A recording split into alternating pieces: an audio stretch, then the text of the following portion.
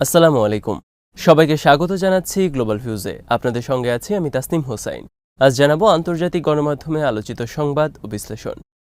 গাজায় জয় পাওয়া সম্ভব নয়, এই সত্যটা ভালোভাবে উপলব্ধি করতে পেরেছেন নেতানিয়াহু। ফিলিস্তিনিদের অবিরাম হামলার মুখে তার কণ্ঠস্বর নিচু হয়ে এসেছে। গাজায় দখলদার সেনাদের ওপর শ্বাসরুদ্ধকর হামলা চালিয়েছেন প্রতিরোধ যোদ্ধারা। তাদের সমর্থনে ইসরায়েলি সেনা অবস্থানগুলোতে অবিরাম আঘাত হেনেছে হিজবুল্লাহ। মিশরীয় মিডিয়া বলছে, রাফা থেকে ইসরায়েলি সেনা প্রত্যাহারের বিষয়ে অনড় অবস্থানে রয়েছে কায়রো। হামাস বলছে, রাফায় ফিলিস্তিনি কর্তৃপক্ষ বা পিএ এর ব্যবস্থাপনা মানবে না তারা। এর মধ্যে বড় শিরোনাম হয়েছে মালদ্বীপ। দেশটিতে ইসরায়েলি প্রবেশ নিষিদ্ধ করেছেন প্রেসিডেন্ট মইজু। আল মায়াদিনের খবরে বলা হয়েছে, গাজা যুদ্ধের ২৪০তম দিনে ফিলিস্তিনি প্রতিরোধ যোদ্ধারা উপত্যকার বিভিন্ন স্থানে, বিশেষ করে রাফায় দখলদার বাহিনীর বিরুদ্ধে তীব্র প্রতিরোধ গড়ে তোলেন। সংবাদ মাধ্যমটির প্রতিনিধি গাজা থেকে জানিয়েছেন, রোববার রাফার আল হালাল মার্কেট এবং কাশতায় প্রচণ্ড লড়াই হয়েছে। মধ্য রাফার আল আওদা মোড় এবং সালাউদ্দিন গেটেও একেবারে কাছাকাছি অবস্থান থেকে দখলদারদের বিরুদ্ধে যুদ্ধ করেছেন ফিলিস্তিনিরা। ইসরায়েলি মিডিয়া নিশ্চিত করেছে, হতাহতদের সরিয়ে নিতে ২টি হেলিকপ্টার ব্যস্ত সময় কাটিয়েছে। আহতদের সোরোকা এবং অন্যান্য হাসপাতালগুলোতে নিয়ে যাওয়ার কথা জানিয়েছে মিডিয়াগুলো। হামাসের আল কাসাম ব্রিগেডস জানিয়েছে, রোববার ১১৪mm শর্ট রেঞ্জের মিসাইলের মাধ্যমে তারা নেতজারিম অক্ষের ইসরায়েলি সেনা সদরে আঘাত করেন। ফ্রন্টলাইন থেকে ফিরে এসে আল কাসামের যোদ্ধারা জানান, গাজা সিটির আল সাবরায় ইয়াসিন শেলের মাধ্যমে তারা একটি ইসরায়েলি মার্কাভা 4 ট্যাঙ্কে আঘাত করেন। তাছাড়া রাফার সালাউদ্দিন গেটের স্ট্রিটে ট্যান্ডেম চার্জের মাধ্যমে ২টি ইসরায়েলি D9 বুলডোজারে আঘাত করা হয়। রোববার ইসলামিক জিহাদের আল কুদস ব্রিগেডস রাফার আল ব্রাহ্মা শহরে ইসরায়েলি সেনাদল এবং তাদের গাড়িগুলোকে মর্টার শেলের মাধ্যমে আঘাত করেন। সাউথ খাওলা স্কুলে একটি মার্কাভা ট্যাঙ্কে আঘাত করে তাদের ২টি আরপিজি শেল। এদিন আল কুদসের মিলিটারি মিডিয়া একটি ফুটেজ প্রকাশ করে, যেখানে ওমর আল কাসেম ফোর্সের সঙ্গে যৌথভাবে তাদের যোদ্ধাদের বড় ধরনের রকেট হামলার প্রস্তুতি দৃশ্য দেখা যায়। কাসাম কুদসের পাশাপাশি রোববার রাফার পূর্বাঞ্চলে আরপিজির মাধ্যমে একটি ইসরায়েলি ট্যাঙ্কে সরাসরি আঘাত করে আল আকসা মর্টার্স ব্রিগেডস। মিশর সীমান্তের পাশে ইয়াবনা ক্যাম্পের দক্ষিণাংশে ইসরায়েলি সেনাদের সঙ্গে মুখোমুখি যুদ্ধ করেন তারা। যুদ্ধের মাঠে সক্রিয় ছিল ওমর আল কাসেম ফোর্সও। রাফা এবং নেতজারিমে ইসরায়েলি অবস্থানে আঘাত হানার কথা জানিয়েছেন ফোর্সের মুখপাত্র আবু খালেদ। তার তথ্য অনুযায়ী তাদের আর্টিলারি ইউনিট ইয়াবনা ক্যাম্পে আল কাউস সাইটে ইসরায়েলি সেনাদের উপর বিপুল পরিমাণ মর্টার শেল নিক্ষেপ করে। তাদের হেভি ক্যালিবারের মর্টার শেলগুলো রাফার জোরব মোড়ে ইসরায়েলি অবস্থানে সরাসরি আঘাত হানে। আবু খালেদ জানান, তাদের ছোড়া কাশিম 10 রকেট নেতজারিমে ইসরায়েলের সাপ্লাই লাইনগুলোতে আঘাত হানতে সক্ষম হয়। ফিলিস্তিনিদের সমর্থনে লেবাননের প্রতিরোধ আন্দোলন হিজবুল্লাহ রোববার ইসরায়েলের বিরুদ্ধে অন্তত 10টি অভিযান পরিচালনা করেছে। অ্যাসল্ট ড্রোনের একটি স্কোয়াড্রনের মাধ্যমে অধিকৃত গোলানের ইয়ারদেন ব্যারাকের মিলিটারি গ্যাদারিং ব্যাটালিয়নের সদর দপ্তরে হামলা করেন তারা। আয়রন ডোম রাডার এবং সেনাদলের অবস্থানগুলোর ওপর চালানো এই হামলা লক্ষ্যবস্তুতে সরাসরি আঘাত হানে। হিজবুল্লাহ জানিয়েছে, হামলায় রাডার ধ্বংস হয় এবং সেনাদের মধ্যে নিশ্চিতভাবে নিহত এবং আহত হওয়ার ঘটনা ঘটে। এদিন হিজবুল্লাহর আর্টিলারি শেলিং আল মার্জ সামরিক অবস্থানে আঘাত হানে। যথাযথ অস্ত্রের মাধ্যমে তারা সরাসরি আঘাত করেন হাদাব ইয়ারুন সামরিক অবস্থানেও। আল মায়াদিন জানিয়েছে, রোববার নাফা ঘাঁটিতে ইসরায়েলের গোলানি ব্রিগেডকে লক্ষ্য করে বিপুল পরিমাণ কাতিউশা রকেট নিক্ষেপ করে হিজবুল্লাহ। আল ইবাদ মিলিটারি সাইটে তাদের মিসাইল হামলায় একটি ইসরায়েলি গাড়ি পুড়ে গেছে। এর সঙ্গে অগ্নিদগ্ধ হয়ে হতাহত হয়েছেন গাড়িতে অবস্থানরত সেনারা। এই দিন তারা কিরিয়াত সমোনা এবং মেতুলা বসতিতেও বিপুল পরিমাণ কাতিউশা রকেট নিক্ষেপ করেন। লেবানিজ যোদ্ধারা কফার সুবা হিলসের আল রামথা ও আল সুমাকা এবং শেবা ফার্মের জেবদাইন মিলিটারি সাইটেও ভয়াবহ আঘাত হানেন। রোববার ইসরায়েলি মিডিয়ার একটি ভিডিও প্রচারিত হয়, যেখানে নাহারিয়া বসতিতে একাধিক ড্রোনের আঘাতের দৃশ্য দেখা যায়। ইসরায়েলি বাহিনী স্বীকার করেছে, লেবানন থেকে নাহারিয়ায় আসা 4টি ড্রোন প্রতিহত করতে ব্যর্থ হয়েছে তাদের আয়রন ডোম। যুক্তরাষ্ট্রের জাতীয় নিরাপত্তা যোগাযোগ উপদেষ্টা জন কির্বি বলেছেন, গাজায় যুদ্ধবিরতির সর্বশেষ প্রস্তাবে ইসরায়েল রাজি হবে বলে যুক্তরাষ্ট্র দৃঢ়ভাবে আশাবাদী। তিনি বলেন, হামাস এই প্রস্তাব মেনে নিলে উপত্যকাটিতে প্রথম ধাপে 6 সপ্তাহের যুদ্ধবিরতি কার্যকর হবে। হামাসের পক্ষ থেকে আনুষ্ঠানিক সাড়ার অপেক্ষায় আছেন উল্লেখ করে রোববার এবিসিকে দেওয়া সাক্ষাৎকারে কির্বি বলেন, যুক্তরাষ্ট্র আশা করছে যত দ্রুত সম্ভব দুই পক্ষই যুদ্ধবিরতির প্রথম ধাপ বাস্তবায়নে সম্মত হবে। তিনি বলেন, 6 সপ্তাহের যুদ্ধবিরতির প্রথম দফায় দুই পক্ষ বৈঠকে বসবে। এ সময় তারা আলোচনা করে সিদ্ধান্ত নেবেন দ্বিতীয় দফার যুদ্ধবিরতি কেমন হবে এবং তা কখন থেকে শুরু করা হবে।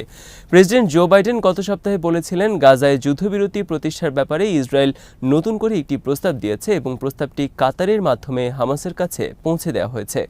তিনি বলেন, এই প্রস্তাব বাস্তবায়িত হলে গাজা যুদ্ধের টেকসই সমাপ্তি হবে, সকল পণবন্দী মুক্তি পাবেন এবং ইসরায়েলের নিরাপত্তা নিশ্চিত হবে। এর মাধ্যমে ইসরায়েলি এবং ফিলিস্তিনিদের জন্য সমানভাবে উন্নততর ভবিষ্যৎ বিনির্মাণের ক্ষেত্র তৈরি হবে। এদিকে হামাসের মুখপাত্র ওসামা হামদান বাইডেনের যুদ্ধবিরতি প্রস্তাবকে ইতিবাচক উল্লেখ করে রোববার আল জাজিরাকে বলেছেন, তারা এখনও প্রস্তাবের লিখিত নথি পাননি।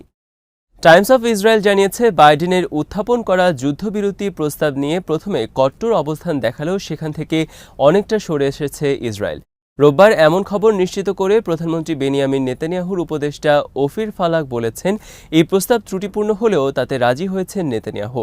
এক সাক্ষাৎকারে নেতানিয়াহুর বৈদেশিক নীতি বিষয়ক প্রধান উপদেষ্টা ফালাক জানান, ধীরে ধীরে গাজা যুদ্ধ শেষ করতে বাইডেন যে প্রস্তাব দিয়েছেন তা গ্রহণ করেছেন নেতানিয়াহু। তবে তিনি বলেছেন, এই প্রস্তাব ত্রুটিযুক্ত এবং এটি নিয়ে আরও কাজ করার সুযোগ আছে। এ সময় ওফির ফালাক চুক্তি বাস্তবায়নের শর্ত হিসেবে সব জিম্মির মুক্তি এবং হামাসকে ধ্বংসের কথা উল্লেখ করে বলেন, আমাদের সব উদ্দেশ্য পূরণ না হওয়া পর্যন্ত স্থায়ী যুদ্ধবিরতি হবে না। ইসরায়েলের প্রতিরক্ষামন্ত্রী ইয়োভ গালান্ত রোববার বলেছেন, কোনোভাবে আমরা গাজায় হামাসের শাসন মেনে নেব না। কাতার বিশ্ববিদ্যালয়ের সহযোগী অধ্যাপক লুসিয়ানো জাকারা রোববার আল জাজিরাকে বলেছেন, নেতানিয়াহু আসলে যুদ্ধবিরতি নিয়ে ফাঁদে পড়েছেন। একদিকে বন্দীদের পরিবার ও সাধারণ ইসরায়েলিদের যুদ্ধবিরতিতে রাজি হতে নেতানিয়াহুকে চাপ দিচ্ছেন। অপরদিকে তারা জোট সরকারের দুটি উগ্রপন্থী মন্ত্রী হুমকি দিচ্ছেন, যদি নেতানিয়াহু যুদ্ধবিরতিতে রাজি হন তাহলে তারা সরকার ভেঙে দেবেন। আর যদি ওই দুই উগ্রপন্থীর কারণে সরকার ভেঙে যায় তাহলে নেতানিয়াহুর রাজনৈতিক ক্যারিয়ারের ইতি ঘটতে পারে। বিষয়টি নিয়েই মূলত বেশি ভয় পাচ্ছেন নেতানিয়াহু। ওই বিশ্লেষক বলেন, যুদ্ধবিরতির সিদ্ধান্তটি দীর্ঘদিন ধরে পেছাচ্ছেন নেতানিয়াহু, কারণ তিনি বুঝতে পেরেছেন যুদ্ধে জয় পাওয়া সম্ভব নয়। তিনি বলেন, নেতানিয়াহু রাজনৈতিকভাবে বেঁচে থাকতে চান, তবে বিষয়টি হলো এই পরিস্থিতিতে তিনি কিভাবে বাঁচবেন, যেখানে তাকে একটি বিষয়ে সিদ্ধান্ত নিতে হবে। তিনি যে সিদ্ধান্ত নেন না কেন সমালোচিত হবেন। লুসিয়ানো জাক্কারা বলেন, আরও কঠিন বিষয় হল আন্দোলনরত ইসরায়েলিদের বিশাল একটি গোষ্ঠীর দাবি মেনে নেবেন নাকি গুটি কয়েক কট্টরপন্থীকে আঁকড়ে রেখে সরকার টিকিয়ে রাখবেন। এই সিদ্ধান্ত তাকে খুব দ্রুত নিতে হবে। তার সময় ক্ষেপণের সময়ও ফুরিয়ে এসেছে। রয়টার্স জানিয়েছে, রাফা ক্রসিংকে আবারও কর্মতৎপর করতে ফিলিস্তিনি পাশ থেকে ইসরায়েলি বাহিনীর প্রত্যাহার নিয়ে অনড় অবস্থানে রয়েছে মিশর। রোববার কায়রোতে যুক্তরাষ্ট্র, ইসরায়েল ও মিশরের কর্মকর্তাদের মধ্যে একটি বৈঠক হয়েছে। এই বৈঠকে মিশরের নিজেদের দাবিতে অনড় ছিল বলে দেশটির দুই নিরাপত্তা কর্মকর্তা নিশ্চিত করেছেন। ওই দুই নিরাপত্তা কর্মকর্তা জানিয়েছেন, ক্রসিংটি ফের চালু করার বিষয়ে কোনো চুক্তি না হলেও রোববারের বৈঠকটি ইতিবাচক ছিল। সূত্র জানিয়েছে, মিশরের প্রতিনিধি দল গাজায় প্রতিদিন অন্তত ৩৫০টি ত্রাণের ট্রাক প্রবেশের প্রয়োজনীয়তার উপর জোর দেয়। এদিকে গুজব ছড়িয়েছে, রাফা ক্রসিং ব্যবস্থাপনার দায়িত্ব যদি ফিলিস্তিনি কর্তৃপক্ষ বা পিএ গ্রহণ করে তাতে হামাসের আপত্তি নেই, কিন্তু হামাসের এক সিনিয়র নেতা এই গুজবকে উড়িয়ে দিয়ে আল মায়াদিনকে বলেছেন, ইসরায়েলি সেনা প্রত্যাহার এবং ক্রসিংয়ের দায়িত্ব পূর্ববর্তী প্রশাসনের হাতে না আসা পর্যন্ত রাফা নিয়ে কোনো ধরনের ব্যবস্থাপনা তারা মেনে নেবেন না। সিএনএন জানিয়েছে, গাজায় ইসরায়েলি আগ্রাসনের প্রতিবাদে ইসরায়েলিদের প্রবেশ নিষিদ্ধ করতে যাচ্ছে মালদ্বীপ। মুসলিম প্রধান এই দেশটি বিশ্বের অন্যতম প্রধান পর্যটন কেন্দ্র। রোববার রাতে মালদ্বীপের প্রেসিডেন্ট মোহাম্মদ মইজুর কার্যালয় থেকে জানানো হয়েছে, প্রেসিডেন্ট ইসরায়েলি পাসপোর্টের ওপর নিষেধাজ্ঞা আরোপের সিদ্ধান্ত নিয়েছেন। তবে কবে নাগাদ এই নিষেধাজ্ঞা আরোপ করা হবে বা কবে শেষ হবে সে বিষয়ে কোনো তথ্য দেননি কার্যালয়ের মুখপাত্র।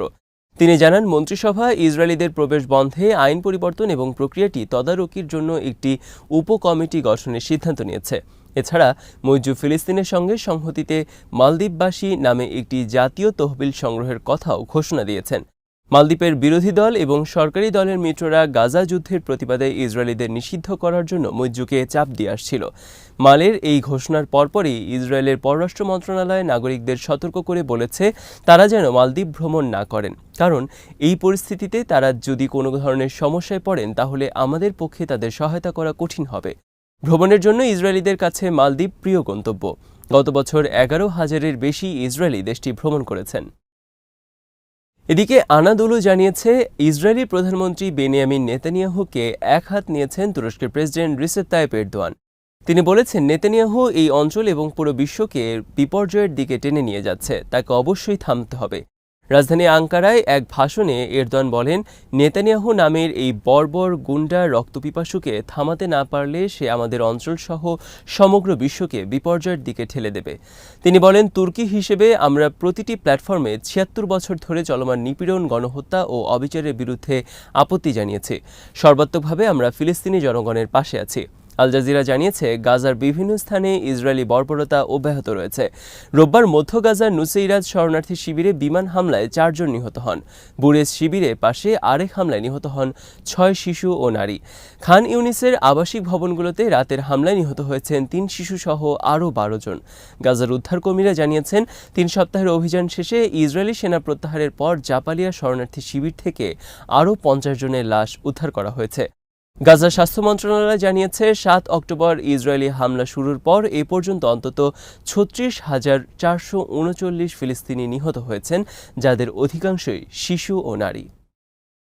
আজ এখানেই শেষ করছি। সবাই ভালো থাকুন, সুস্থ থাকুন আর দেখতে থাকুন বিডি ভিউজ। চ্যানেলটি ভালো লাগলে সাবস্ক্রাইব করুন, সংযুক্ত থাকুন আমাদের ফেসবুক পেজে। আল্লাহ হাফেজ।